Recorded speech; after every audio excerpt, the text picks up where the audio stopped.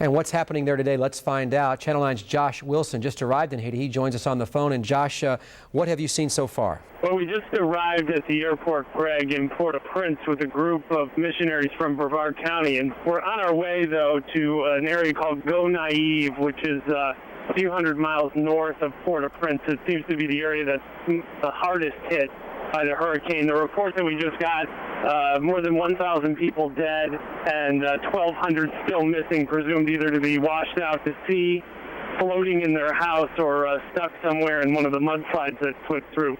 The focus now for health workers, though, is turning to the water. There is not much for people to drink here, and people are literally dying of thirst. And as they drink the water, it's filled with all sorts of microbes and things that will quickly make you sick and eventually kill you. And that's one of the reasons these missionaries came to Haiti. They brought with them 5 water purifiers.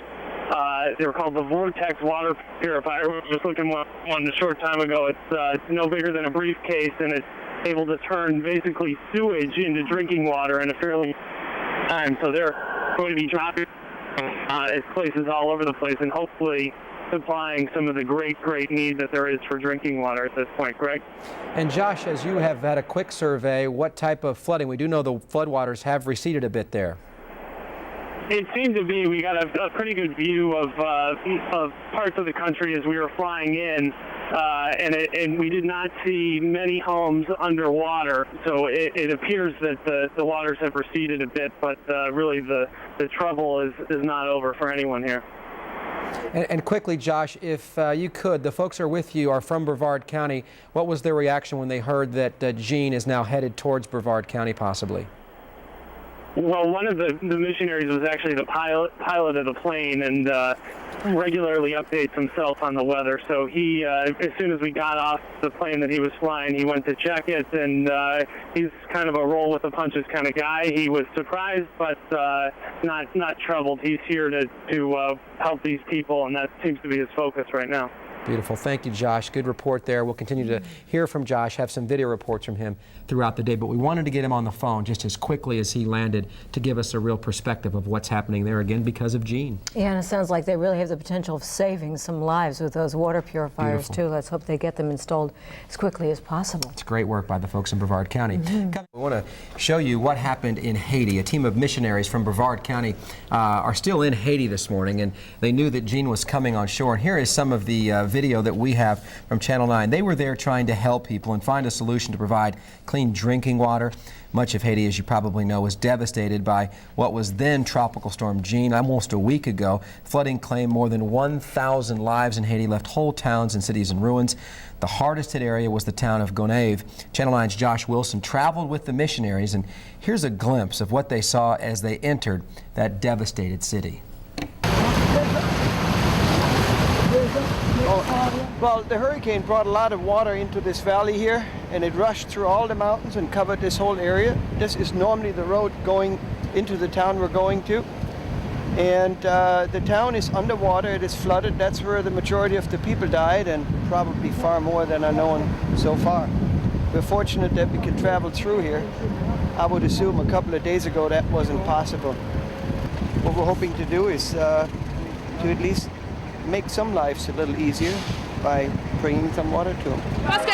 She has running water at her house, but it's filled with mud, so she cannot use it. And how long has it been since she had a drink? Today make them 6 days. Visually, it was like the sense of being overwhelmed kept rolling over me, and I found myself groaning. I could only imagine what it was like as that water began to rise, and then as the water began to flow with such force that it was washing trucks into the ocean. Visually, I was overwhelmed. It was an overload. We all had this mask on, but they didn't do much to stop the smell, you know. It was, again, the visual thing for me. It was and the moment I engaged my imagination a little bit, and I got thinking, where are these people going to sleep tonight? And I don't mean to belittle the suffering that people have gone through in Florida, But in the United States, we're pretty certain that if a disaster befalls us, somehow we're going to have food to eat, we're going to have water to drink, we're going to have a place to sleep. Wherever they may airlift us out of there by the Coast Guard. And I got thinking, in this place there is nobody there to help these people. We in Central Florida have been devastated, and even as we speak now, there's another storm bearing right down on us.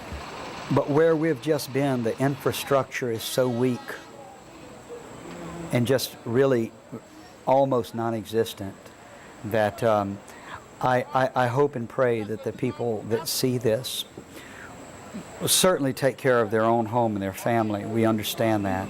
But to continually reach out to others. And we saw things that they are almost incomprehensible for us in our country in the midst of all of our own disasters, mainly because that was 6 days ago, and this disaster is just going on. And there's a potential for thousands upon thousands of people to die.